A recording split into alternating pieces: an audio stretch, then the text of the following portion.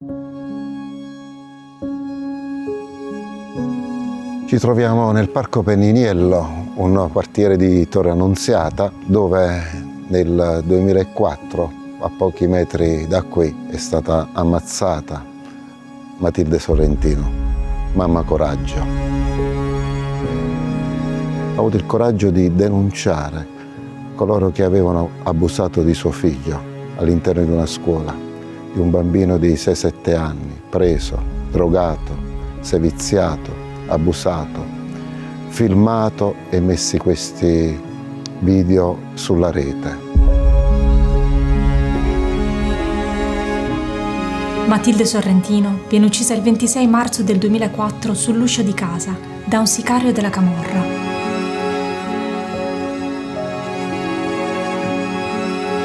La città di Torre Annunziata è sotto shock, ma presto su questa vicenda cala il silenzio. Le ragioni dell'omicidio, infatti, affondano nel passato, in un caso di cronaca che nessuno vuole ricordare.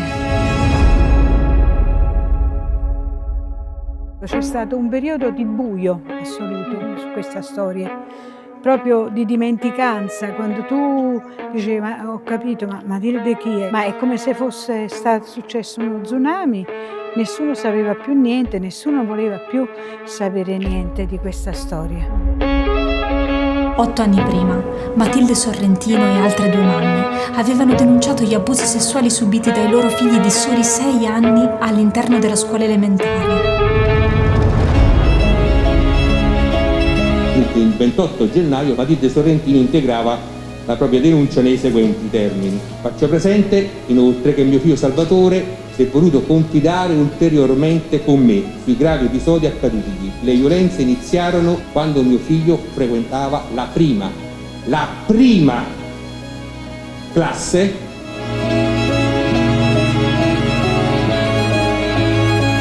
Parliamo della prima elementare. In questo episodio torniamo là dove tutto è iniziato, nella scuola elementare del rione Poverelli di Torre Annunziata. Io sono Chiara Freddi e questo è Confidential, il programma di approfondimento e inchiesta di fanpage.it.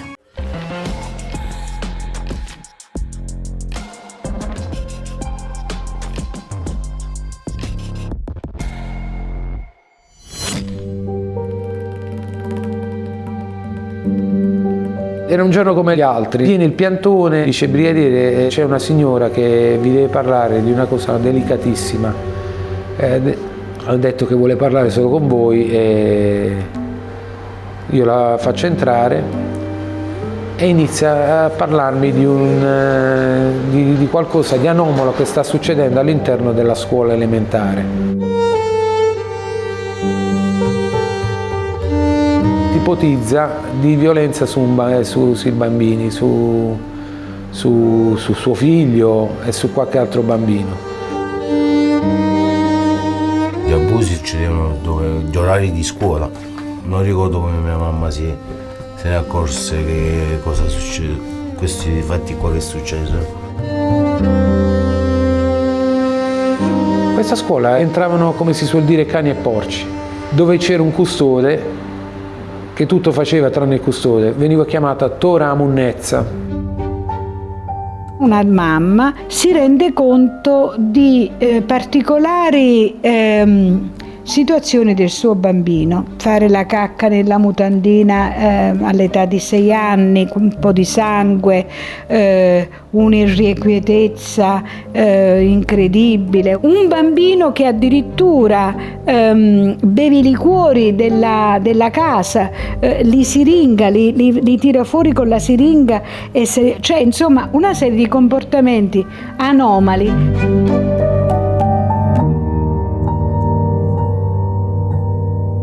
Salvatore è il figlio di Matilde Sorrentino, uno dei bambini abusati durante l'orario di lezione. Per anni ha provato a rimuovere quegli episodi, senza riuscirci. Solo oggi che è un uomo adulto ha trovato la forza di parlarne. Gli abusi succedevano a casa dei pedofili o a scuola sotto il garage. C'erano altri bambini, però non mi ricordo Sono passati tanti anni che ho resettato questo qua. Salvatore e Antonio erano stati i primi a essere presi da questo gruppo, da questa organizzazione, con le regalie, quindi soldi, 1.000 lire, 500 lire, 5.000 lire, i panini, soprattutto il mangiare a Salvatore. Salvatore era goloso, quindi con brioche, merendine, panini, gelati, sono stati accalappiati. Mio figlio venne avvicinato per la prima volta da questo Sansone Pasquale subito dopo l'uscita di scuola.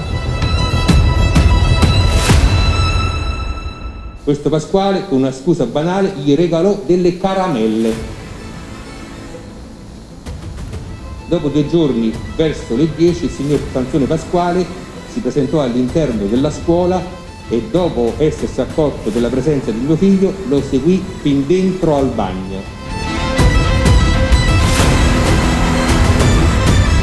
Questo era un meccanico, era stato inserito nella scuola come persona socialmente utile.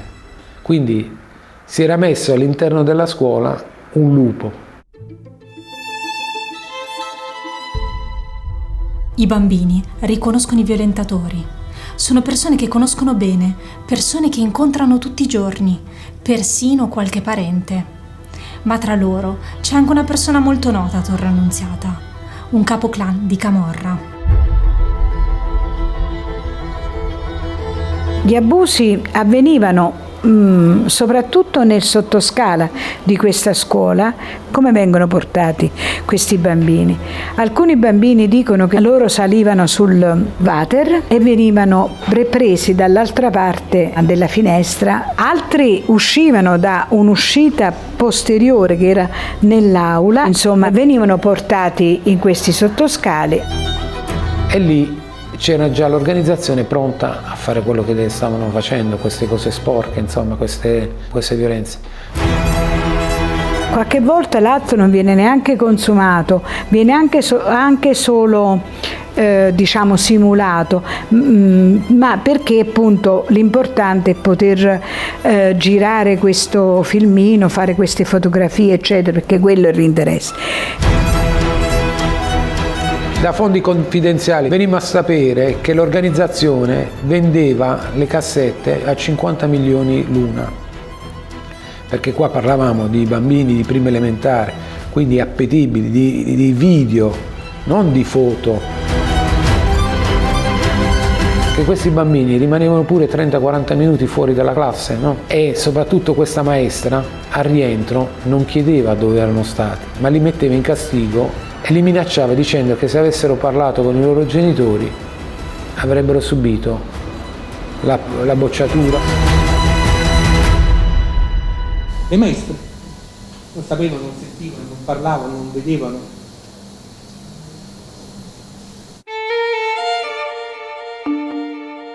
Questo è il quadro che il Tribunale ha trovato di fronte a sé nel momento in cui ognuno aveva il dovere della verità. E molti hanno scelto la comoda scorciatoia della reticenza. La scuola elementare era quella del rione Poverelli e l'età dei bambini era la prima elementare. Questo poi l'ho scoperto dopo. Perché la prima elementare? Perché i bambini più piccoli sono, più il prezzo del video o delle fotografie aumenta.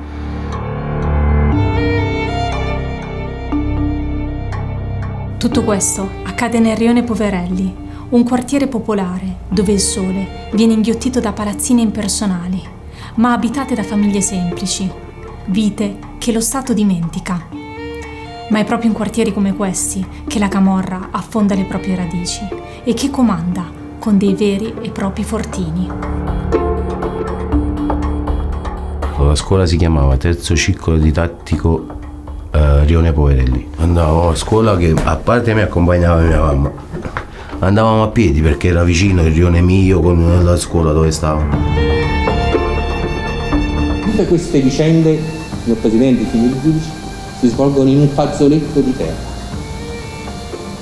300, 400, 500 metri al massimo. Questo è nell'ambito delle città annunziate il teatro del crimine.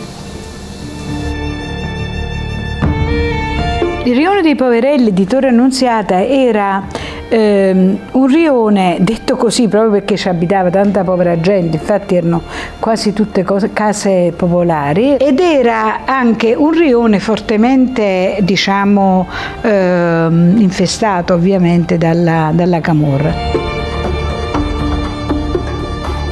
Questo quartiere è stato prelevato, diciamo, proprio dal clan, e il clan è il clan di Ardiello, Tamarisco. Cioè ogni cosa parte da lui comanda, lui gestisce, lui dice, lui sa se devi campare o devi morire. Le violenze sui bambini non avvengono solo all'interno della scuola. Nell'indifferenza più totali vengono avvicinati ovunque, persino al campetto da calcio, e portati in case di amici e parenti. Coperta di raso rossa sul letto, pianta messa in un angolo, perché a quel punto l'atto viene consumato sul letto in una regia, diciamo così, particolare. Questi fatti qua non ne conosco niente, cioè proprio tolto dalla mia testa. Prima di subire violenze sia a mio figlio che agli altri bambini gli facevano fumare dei spinelli, parliamo sempre di bambini della prima elementare, ed ingerire delle bevande alcoliche tipo whisky, cognac, ed altre volte veniva iniettato tramite una siringa della sostanza di colore viola che a dire di mio figlio serviva per intontire. I bambini all'inizio mi dicevano zio Nick, così mi chiamavano.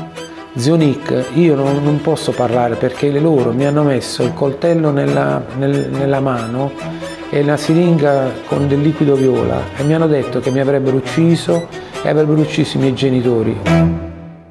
Quello che raccontano i bambini è talmente grave da sembrare impossibile. Chi crederebbe alle accuse di un ragazzino di soli 6 anni? Il maresciallo Camerino sacrifica tutto per portare prove e riscontri. Trova al suo fianco un uomo disposto ad aiutarlo, lo psicologo Gennaro Imperatore.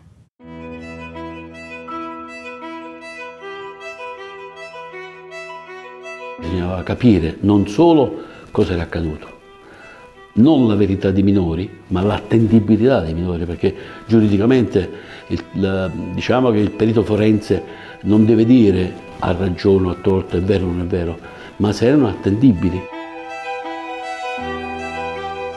Mi chiamo Gennaro Imperatore, sono psicologo, psicoterapeuta e criminologo. Io incomincio a parlare con questi 2 ragazzini che allora avevano 10 anni, li ricordo benissimo. L'approccio iniziale quando si parla con un bambino non è avere una tecnica, ma entrare in empatia, perché parlare di cose molto intime, di cose il bambino di 10 anni incomincia a scoprire il suo corpo, la sua sessualità, non è molto facile. Allora i bambini lanciano dei segnali quando hanno subito determinate cose, se sono di un certo livello non te lo vengono a dire esplicitamente, ma bensì iniziano con dei dolori di stomaco, non voglio andare a scuola, non mi piace ritornare il pomeriggio, tornavano con i lacci slacciati, con le scarpe al contrario, con le mutandine messe al contrario.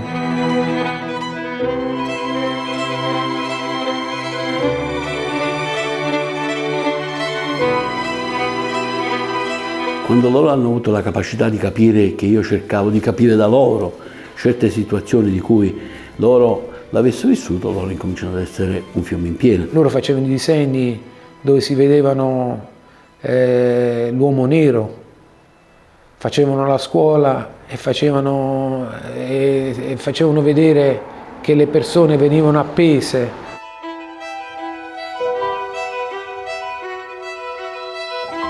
E lì iniziavano le loro paure, i loro momenti di insicurezza. Fu molto dura sentire i bambini prima delle indagini e poi in quel processo.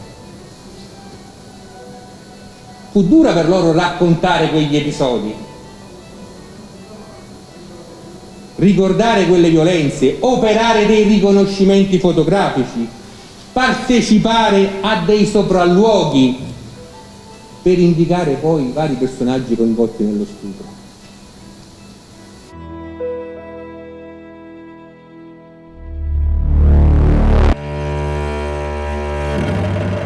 Noi dovevamo capire dove avvenivano questi incontri extrascolastici, come venivano prelevati i ragazzi.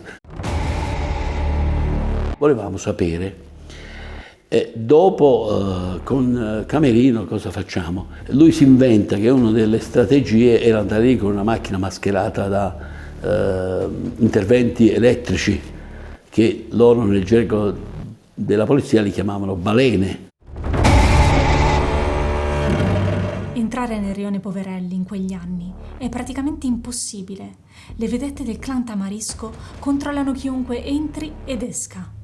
L'unico modo per passare inosservati è nascondersi all'interno di un furgoncino bianco con la scritta Enel. Eravamo io, il bambino, la mamma, il dottor Imperatore, e iniziamo ad arrivare vicino alle abitazioni. Il bambino identificò le abitazioni. In quel momento passava una delle donne dell'organizzazione e il bambino disse Willock in napoletano. Disse quella che sta all'abitazione.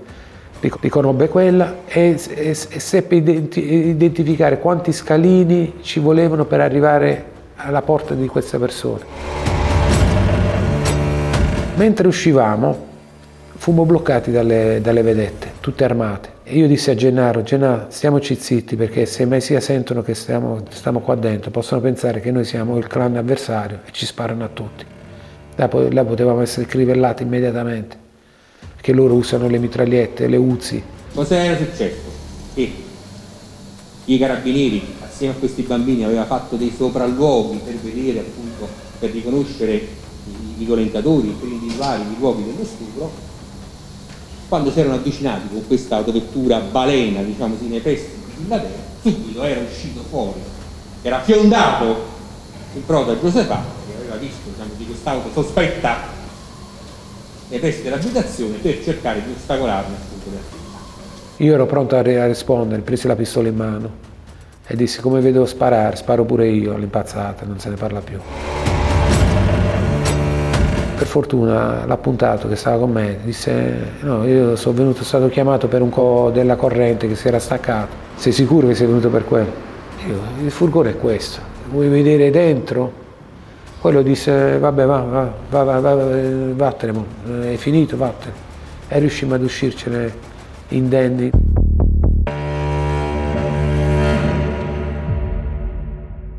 L'operazione è un successo.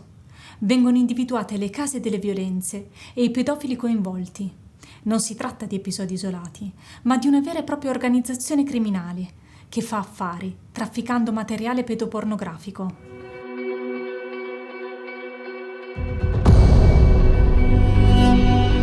Quando l'indagine iniziò a ingrandirsi, scoprimmo che di persone ce n'erano tante, arrivammo a scoprire che c'erano quasi 23-24 persone. Questa era la manovalanza. Perché poi diciamo che la cosa si incominciava a sapere a Torre Annunziata. Allora tutte le mamme dei ragazzi delle classi erano preoccupate. Le giovani venivano in procura e denunciavano, dice: ma io voglio sapere se è stato coinvolto anche mio figlio. In realtà poi alla fine ci troviamo con una platea di tantissimi bambini. Trascorrevo ore e ore tutte le giornate a parlare con loro per capire quali erano attendibili. Secondo una mia cifra erano dai 20 ai 30 bambini. E man mano che questa indagine va avanti e che si diffonde anche la voce tra loro, innanzitutto altre mamme vanno a denunciare, ma soprattutto si vedranno trattate come delle approfittatrici, come delle menzognere, e questo atteggiamento di rifiuto di questa storia sarà totale. La città si rifiuta di riconoscere che c'è stato questo fatto. E nonostante queste gravissime ed oggettive difficoltà, gli inquirenti in appena 6 mesi riuscirono a comporre un grave quadro indiziario a carico di diversi soggetti ritenuti i partecipi di una vera e propria organizzazione dedita al sistematico stupro dei bambini in tenerissima età, anche allo scopo di produzione e commercializzazione di materiale pedopornografico.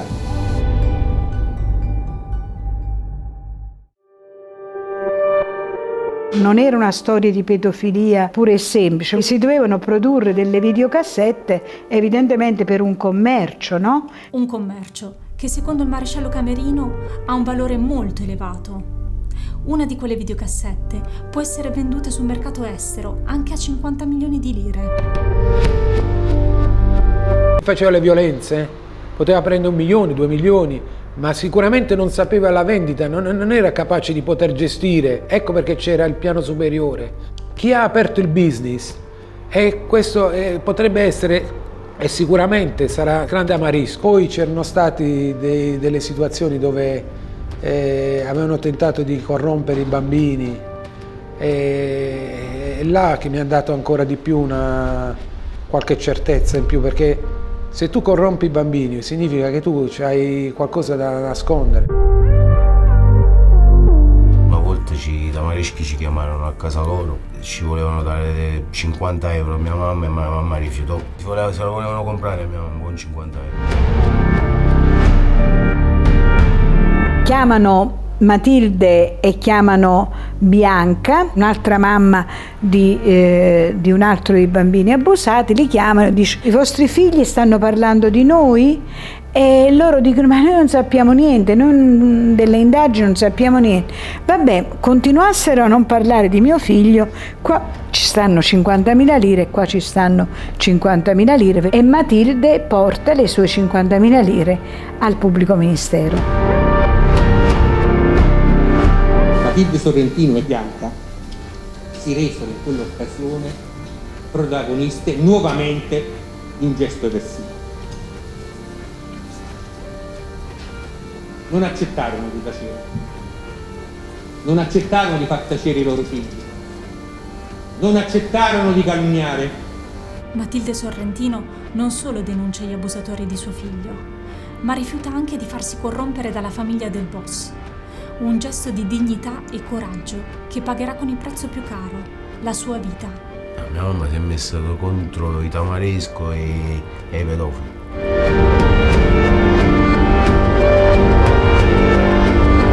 La denuncia delle due donne, signor Presidente, signori giudici, fu uno sgarbo gravissimo, uno sgarbo intollerabile per la famiglia Tamarisco, perché era il gesto di ribellione aperta, di rifiuto dell'omertà e di rifiuto dell'assoggettamento ad un contesto criminale che ancora oggi, e voi lo avete percepito, credo molto bene nel corso di questo processo, che ancora oggi genera tolleranziata paura, omertà, terrore. Quando hanno accusato Tamarisco abbiamo avuto notizie dall'avvocato e abbiamo letto anche dei giornali che era del Tamarisco il mandante dell'omicidio di mia mamma. Lo Stato li scarcera, noi li ammazziamo. Il processo di pedofili è durato molto. Noi blindammo quel tribunale con tiratori scelti. Questo processo dura fino al 24-23 marzo del 2004 e 1 o 2 giorni dopo viene uccisa Matilde. I clan, al momento delle condanne che furono impartite, hanno iniziato a dare il loro segnale. La camorra aveva voluto lanciare un messaggio fortissimo e a tutti fin troppo chiaro. Allora ci dicevano state difendendo sti è come se non negassero il fatto, ma è semplicemente come se non fossero degne di essere difese.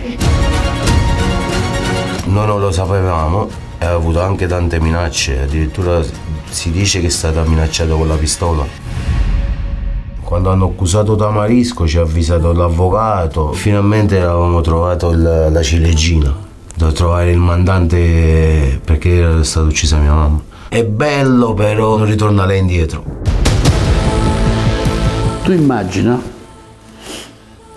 se io in quel processo avessi detto che erano tutti innocenti, Matilde non sarebbe stata uccisa. Mi devo sentire colpevole oggi alla mia età.